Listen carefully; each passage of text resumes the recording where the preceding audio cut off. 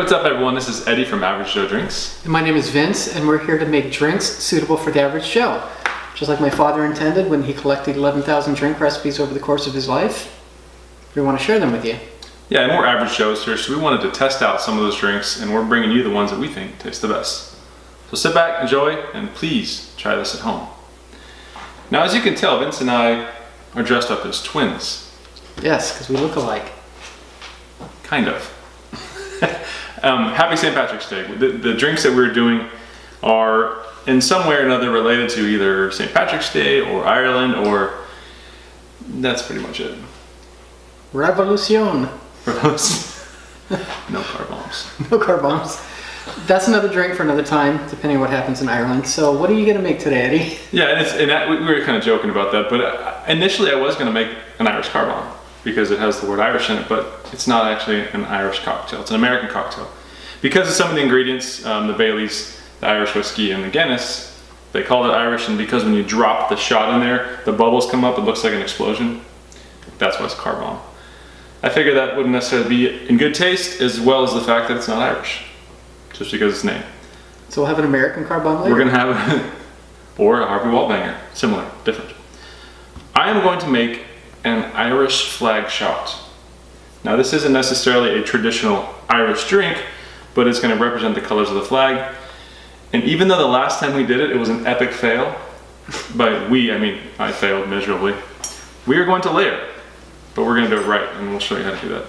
What do you got, Vince? And he did do it right. We tested ahead of time, we have pictures of it, we have proof. If this doesn't work, we'll upload some still shots just to show that it's possible. Speaking for myself, I'm going to do a much more traditional drink, one that you can get all over Europe. In this country, it's called the black and tan. Yes. In Europe, it's called a half and half. Here, half and half is half cream, half milk. Let's put in coffee. In Europe, you don't call it black and tan. That has some negative connotations. Going back to Ireland, we'll talk about that when we get to it. All right, so let's get to layering. Now this drink is Midori, equal parts Midori, half and half, and Irish whiskey. Now Irish whiskey is not quite this dark usually, so I use a little bit of food coloring to kind of enhance the flavor. Not gonna enhance the flavor. I use a little food coloring to change the color a little bit. Don't use too much because you don't want your guests to have yellow teeth. Or maybe you do. That would be a Halloween thing. It's a good idea. So if you want us to do that, use a lot of yellow food coloring. I didn't use a bunch. All right, so what we're gonna do is we're gonna layer these drinks, and what I did is I went online, and you can do it yourself. You can ask Google because Google knows everything. I looked up the densities of the different liquids, and that's really important. Water's right around 1, and you pretty much go up from there. So this Midori is a little bit more dense than this half and half, which is a little bit more dense than the Irish whiskey. And that's key when you're doing anything with layering. Which is the same thing on the drink that I'm going to make too. Exactly. And then the speed at which you do it, and then a little help with a spoon. So let's go ahead and get started. So I've got a half, this is a big shot, but we're big boys, we can handle it. Yeah. Are you scared? I'm scared. Don't be scared. Half an ounce Midori, half an ounce cream, half an ounce of the Irish whiskey. All right, so I'm going to do this slowly. How much food coloring did you put in there? Just Yes, for approximately 2 ounces of whiskey, I put 2 drops. All right, so I'm gonna go ahead and start pouring.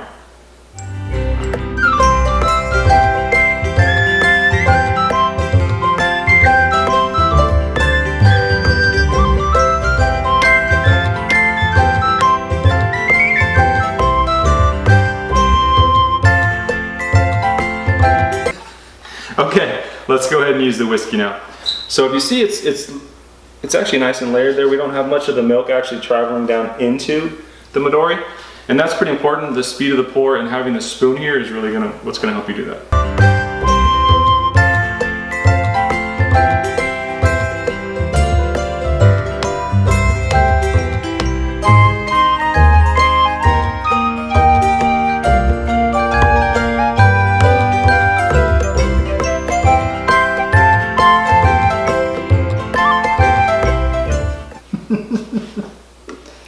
If you notice on the first one there, I poured just a little bit fast, so the the cream kind of came up. Party foul. the cream kind of came up into the layer. But if you still look at that, it's still layered. You have your orange, your white, and your green, which is the flag of Ireland. And that really is the difference between going fast and going slow. And if you look, you can see one's a little cloudier. Yes. Not a huge difference. It still has the same effect, but that one is a little bit better of a layer. So, as we think they say in Ireland, Slante. Slante. Cheers. Learning.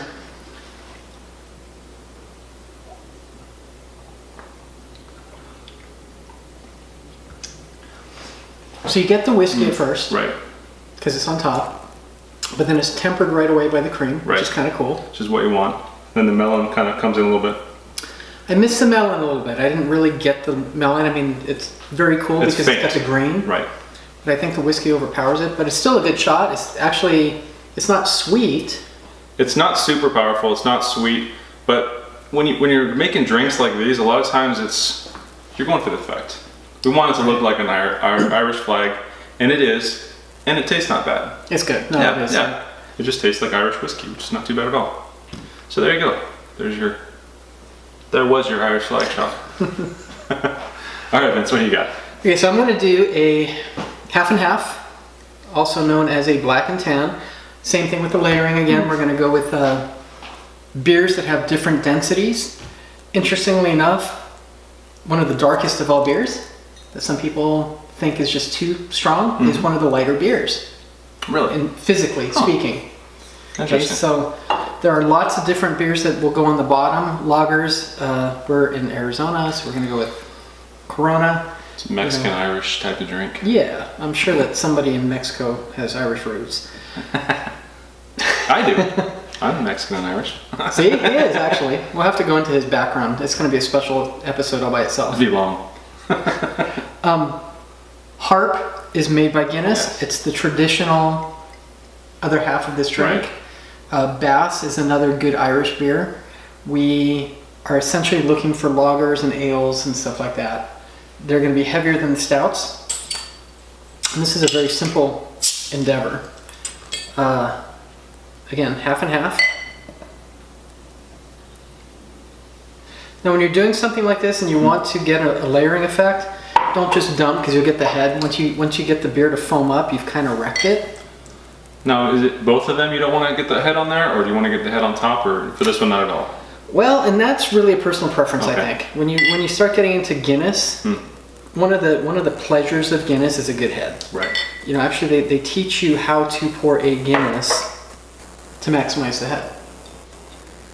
Depending on, you know, if you're a connoisseur and that kind of thing.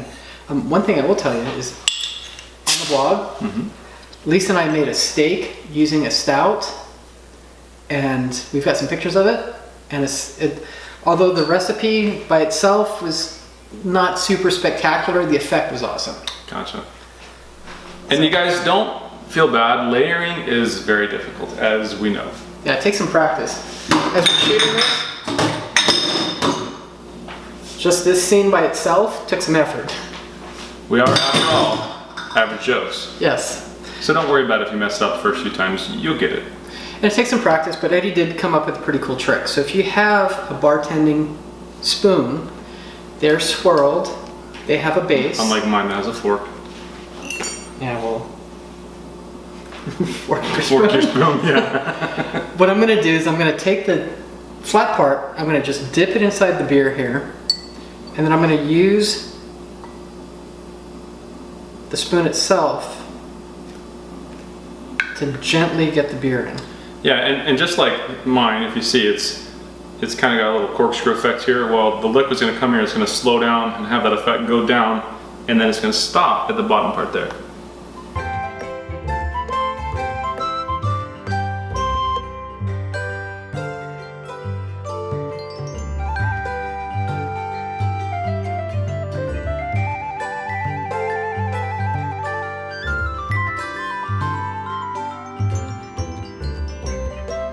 So there you go. So really, a little bit of practice, a little bit of time. Once you get the hang of it, it's not so bad. You know, there are some things that you can substitute, and there are some tools you can't. So maybe what we should probably do is have one little video on just some basics of things that you need if you're going to be making your own cocktails the right way at home. Having a spoon like that, if you want to layer drinks, makes it a lot easier. So you're saying we're going to give them just the tip? Just the tip.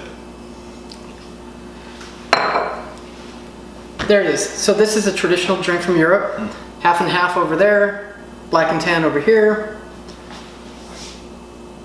We're not going to shoot this. We're going to sip it. Yeah, that layering looks really nice. Slow and steady. When's the race? Tortoise in the hare. Half and a half. Slanta? Cheers. Slanta.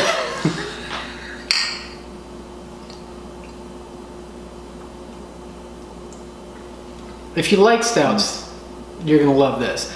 And you know, in Europe you can get them mixed together. You can serve them together. You don't have to bother too much about the look if you don't want to. Once the flavors get stirred together, it's still good. It's also done very commonly that way. In Europe, you'll get beers mixed with lemonade, you get beers mixed with other beers, you get beers mixed with lemon lime sodas. A lot more so than you do in this country. So there's been strife in Ireland forever. It is part of, actually Ireland, the island is now split in two. You got Northern Ireland, you got Southern Ireland, and in 1920 to 1921, there was a British military force that was sent in to keep the peace, which the Irish resented. Their uniforms were black and tan. So Interesting. they don't like it.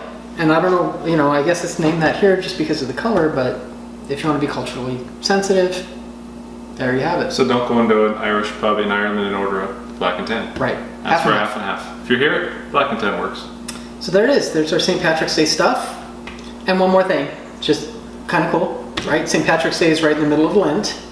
For some reason, even the Catholics in Ireland give you a free pass to drink on St. Patrick's Day, which is why it has turned into a holiday which is just as popular as Fat Tuesday. Yes. So, ironically, Lent really seems to encourage a lot of drinking. At least on the 17th of March. And Fat Tuesday, but Fat Tuesday. there it is. So, if you guys enjoyed the video today, we'd ask if you could do a few things for us. Give us a like on Facebook and on YouTube. We'd love to see some more comments if you can on YouTube. Just really start to get involved and we will respond to them. We're pretty good about that. Please share our videos on Facebook and YouTube. Without you guys helping us, we can't build this community up more and hopefully just give you more and more and put out a better product. So we're trying. We're working on it. Yeah, we really are. And hopefully you guys think it's improving as we go along. Also, please visit our blog at averagejodrinks.com as we continue to improve that site. Same thing. Love to have your requests, your suggestions, your thoughts, your criticisms, your complaints, your accolades. we can take it. All of it. All of the above. But more importantly, you know, drink responsibly. We have fun here, but we're at home. You know, we can do this kind of thing. Drink responsibly. We don't want anybody to get into trouble. No. And that's it. Thanks for watching. Thanks for watching.